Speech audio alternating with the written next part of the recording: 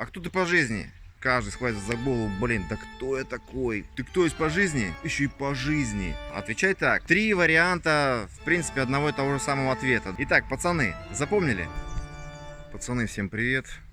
Сегодня я вам подскажу, что отвечать на вопрос, кто ты есть по жизни. Ну, если такой вопрос вам задают. Вариант, смотрите, самый простой. Вот, допустим, вас спрашивают, кто ты по жизни?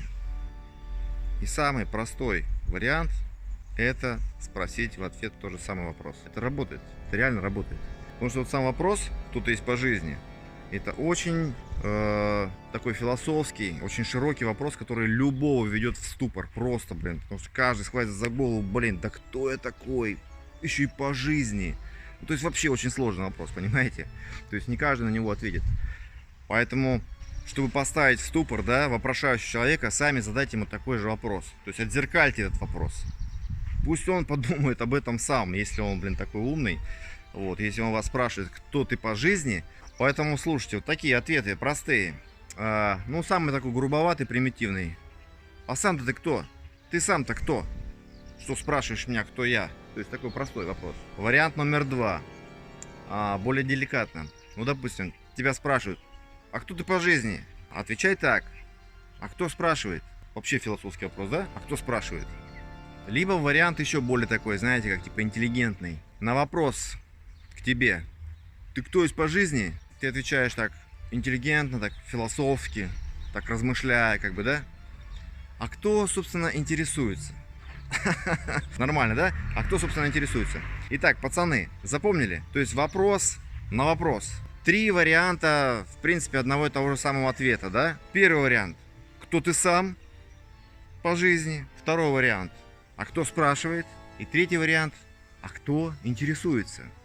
Идея такая же, что, ну, вопросом на вопрос. Был такой просветленный мастер, просветленный человек, учитель Веданта Адвайты, которого звали Шри Рамана Махарши. Этот человек просветленный, его практика изучения человеческой природы, вообще смысла жизни, истина, поиск истины, да, назывался самоисследование. Вот это самоисследование, оно в принципе на вопросик «кто я?» это был самый, ну, как бы важный вопрос, который обращен внутрь себя, к себе, кто я по жизни. Начинающим практику самоисследования Шри Рамана советовал сосредотачивать свое внимание на внутреннем чувстве «я». Поэтому не каждый может спрашивать этот вопрос даже, понимаете? Потому что нужно в первую очередь себе разобраться, кто ты по жизни, чтобы потом спрашивать у других людей, а кто ты по жизни. Понимаете? Тут даже дело не в том, что а зачем ты это спрашиваешь? А с какой целью ты интересуешься, да? Типа, а зачем тебе это надо? А здесь просто вот, ну, прямо в лоб. Но если чел спрашивает, предлагаю такой вариант, философский, который в любого в ступор введет и не выведет. Потому что человек, который задает вам этот вопрос, он пытается просто вас немножечко вывести из себя, чтобы вы вот в таком оцепенении были, да, философском. Потому что на этот вопрос никто не ответит. Даже Рамана Махарши, в принципе, на этот вопрос он как бы не отвечал. Потому что там нет ответа прямого, кто я по жизни. Ум может стать спокойным только посредством исследования «кто я?». Мысль «кто я?», разрушающая все остальные мысли, в конце концов сгорит и сама, подобно палке, используемой для перемешивания погребального костра. Вы можете обозваться как угодно. Там, я по профессии такой-то, там, пола я такого, мужского, женского, да, там, кто там я еще, блондин, брюнет, лысый, там, или как-то еще. Блин, ребят, ну тут, короче, вы знаете, да, то, что у личности очень много слоев. Поэтому как ни назовись, ты, ну, как бы, все равно это не ты. Ну, в полной мере. Ну, а в следующий раз я вам предлагаю еще какие-нибудь другие ответы на этот вопрос. Заковыристый такой, каверзный. А сейчас давайте посмотрим это видео, которое уже давно разместил, но которое имеет постоянно много просмотров. Люди смотрят его, и как бы, наверное, надо еще раз повторить тем, кто не смотрел. Смотрите это видео, сейчас я туда прицеплю. Если это так вызывает интерес, я готов еще ответить на комментарии под этим видео и под тем видео тоже. С вами был Максипанов. Кто ты по жизни? Спроси меня, с какого я района? Манучек, а с какого района? Ты с какой целью интересуешься? Нужно, ребята, уметь бить. Ты кто такой есть по жизни, С вами рубрика «Ответы на вопросы». Окей, Ты спокойно. не слишком мне много вопросов задаешь. Не, ну как отвечать на вопрос? Ты кто есть по жизни сам? Ты с какого района? Что вы имеете в виду под районом? Че ты жмешься так? Че ты так? А тебя ебет, блядь. Один раз ко мне после тренировочки, когда я иду домой, пристал некий прохожий там. Вот в вашем разговоре это главное, умение ударить. Чай, папиросы, ответы на вопросы. Ну чё, короче, здорово, братва. С вами рубрика «Ответы на вопросы». И, короче, Макс Шамков и Макс Степанов, если конкретно. Слышь, ты там не рычи. Вот, нормально, короче, записываем все, разговоры у нас такие серьезные сейчас. А вопрос такой. Вопрос такой. Как отвечать на вопрос? Ты кто есть по жизни сам? Ты вот кто есть по жизни? Да ну. А что ты, ну, а ты с какого района, слушай? Такого. Ну вот, короче. Что-то я устал. Да. Вернемся к образу, да, не подобие. Смотрите, если к вам подходит некий человек, вы сразу считываете, кто это, то есть его социальный статус, его поведение, его одежда, его манеры должны говорить о том, ну, в принципе, что он из себя представляет. Если к вам подходит с таким вопросом, а ты кто есть по жизни, то нужно сразу понимать, что вам хотят дать пизды. Понимаете? Поэтому не надо с ним разговаривать вежливо, не надо с ним добиваться какого-то миролюбия, Вообще дружбы. не надо с ним. Вот понимаешь, да? Это все, это путь, который ведет в тупик. Ребята, если к вам подходит с таким вопросом, он не желает вам добра. Понимаете? Ты кто такой есть по жизни, Или, какой там, ты с какого района? Я рекомендую отвечать, вот раньше я говорил более мягко, там, так. Ну, жизнь такая, и как бы практика показывает сейчас, что и мир становится агрессивнее и злобнее. И в принципе, зачем это все вот так вот мутить туда-сюда, да? Надо сразу говорить на вопрос, с какого района. А тебя ебет, блядь. Вот прям вот так сказал. А тебя ебет, блядь, с какого района, нахуй. Вот так.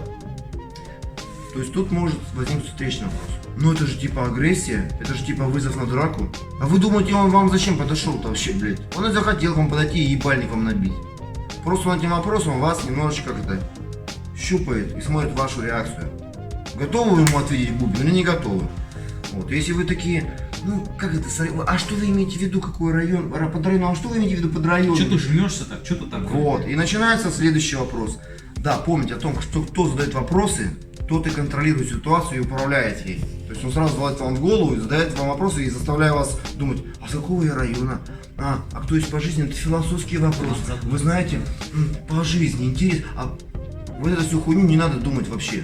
Вы с ним не общаетесь на какой-то научной конференции, блин, или не встретитесь в кругу друзей и говорите там, я не знаю, за искусство, за политику, за кино. Ни хрена подобного. Вы должны сразу понимать, что такие типажи, которые вам подходят, это чел, который хочет вас унизить, обидеть и сделать вас обиженным. Вот. Поэтому не надо, ребята, дрейфить, а сразу врубайте, короче, готовьте свою правую, становитесь к нему левым боком, говорите, ты что хотел вообще, блядь? Хороший вопрос раньше был. Спроси меня, с какого я района. Анучек, с какого района? Ты с какой целью интересуешься? Окей, Ты спокойно. не слишком мне много вопросов задаешь. Не, ну просто обознался. Не, мне кажется, что-то менты Да много. не. Что, ты оттуда, что ли? Все, ладно, Вот. я пошел. На самом деле, вот по этим понятиям, как, ну, раньше, я не знаю, как сейчас. Пацаны раньше, я не знаю. Но раньше было так. Тот, кто спрашивает много, в принципе, подозрительность человека. Вот, с точки зрения братвы, с точки зрения пацанов. Кто тут много вопросов. Что-то здесь вот нечисто. И вы можете на это так вот с легонца так чуть-чуть как бы потроллить его на эту тему, понимаете? А с какой целью ты интересуешься? Вот, как бы, зачем ты это спрашиваешь? Вот. Можно пожестче. Типа, тебе ебет? Или, а тебе не похуй? Да, конечно, это вызов. Конечно, это агрессия. Но я вас уверяю, когда вы скажете ему так встречным вопросом на вопрос, то есть не будете копаться там и думать, то, скорее всего, он от вас ответит. Вот что-то мне подсказывает по моему личному опыту. Кстати, историю вспомнил, да, вот по личному опыту. Вот явная история. Один раз ко мне после тренировочки, когда я иду домой, пристал некий прохожий, там, сзади идущий, так вот, немножко так раскачиваясь. Он говорит, слышь, мужик, вот так.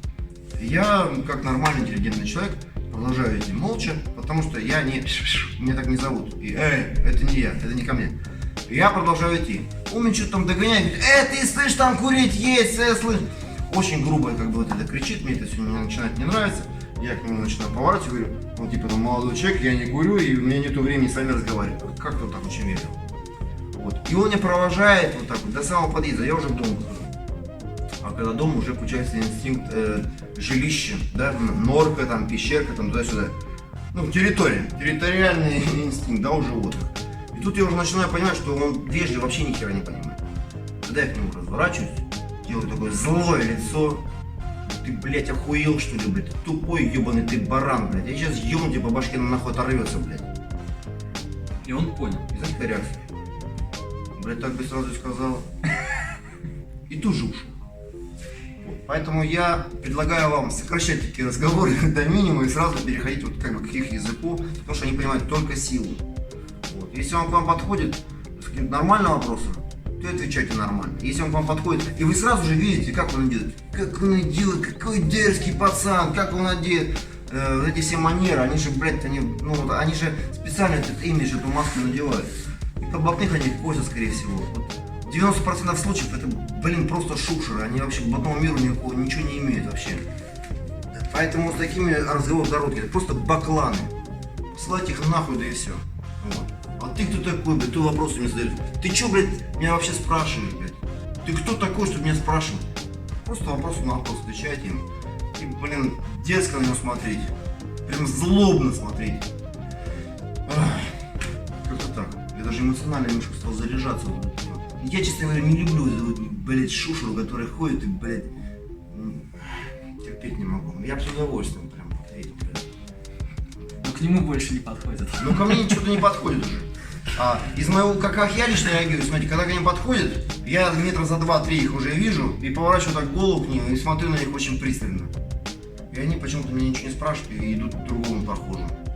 Как-то вот так получается. Мне даже разговаривать с ними не приходится и вот, получается. А если даже и спрашиваю, подходит ближе, там, ну, может, так близко оказался, или там прозевал мои сигналы, подошел, там, да, не заметил что-то, то он уже немножко сбавляет оборот. Я вижу, что он может сначала был такой на раскаче, он немножко так мягче становится. Это же видно сразу. Когда я на него пристально смотрю и как бы оцениваю его, оценивающе должен смотреть. Руки две, блин, ноги две, голова здесь, хорошо, ниже ростом или выше ростом, блядь. Вот борода, блин, вот яйца.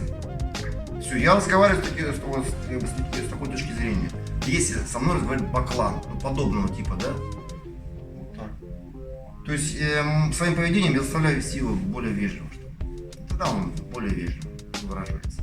Я могу сказать, а что ты со мной разговариваешь? Вообще интеллигентный, да, по-моему? Что ты себе позволяешь? Ты что таким голосом разговариваешь?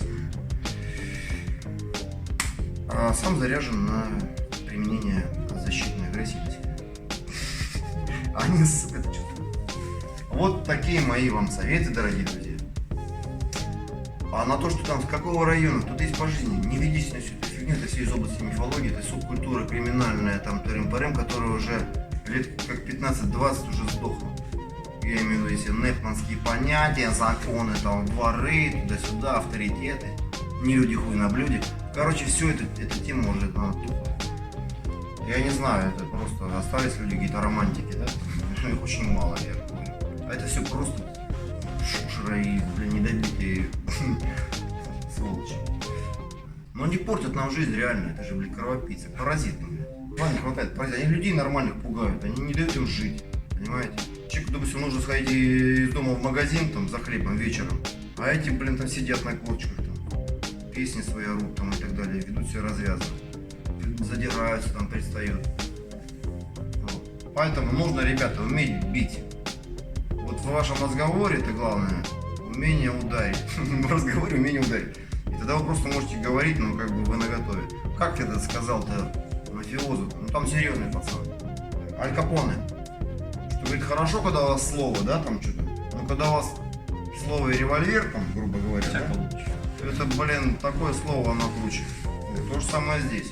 Нет револьвера, есть кулак, блин, который точно в бороду летит. Все, пацаны и девчонки. Всем пока. Йоу, кому? Подпишись на наш канал. Подпишись уже. Поставь лайк. Поделись с друзьями. Напиши комментарий. Задай нам вопрос. А мы в натуре ответим на этот вопрос. В натуре ответим. Все, всем чао, пока-пока. чай и папиросы, ответы на вопросы. Только на этот вопрос надо вот так.